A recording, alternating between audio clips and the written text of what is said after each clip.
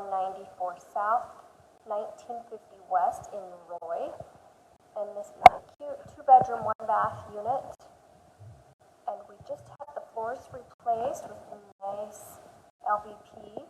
So this is walking from the front door right into the family room. This is actually a burning fireplace we have here. This property does have baseboard heat.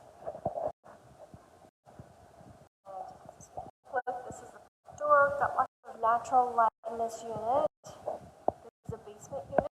I'm going to go over here to the kitchen first. This is just a small closet right here.